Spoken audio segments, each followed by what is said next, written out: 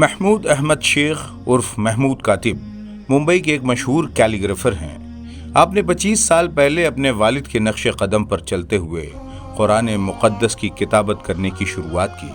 اس کام میں آپ کو اتنا دلی سکون ملا کہ آپ نے زندگی بھر صرف قرآن مجید لکھنے کا تہیہ کر لیا۔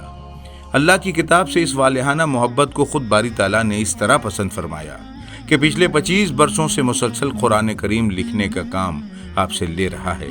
آپ نے اب تک 7 قرآن مجید لکھے ہیں، جن میں الفی قرآن جس میں ہر لائن الف سے شروع ہوتی ہے، حافظی قرآن حفاظ کی سہولت کے لیے، تجویدی قرآن تجوید کے قواعد کے ساتھ، مصری قرآن، 18 سطری قرآن، میمی قرآن اور یائی قرآن لکھے ہیں، جبکہ فی الحال آپ واوی قرآن، ضعیفوں کے لیے بڑے حروف میں جلی قلم قرآن اور دنیا کے سب سے بڑے 23 بائی 30 فٹ کے قرآن حکیم پر کام کر رہے ہیں۔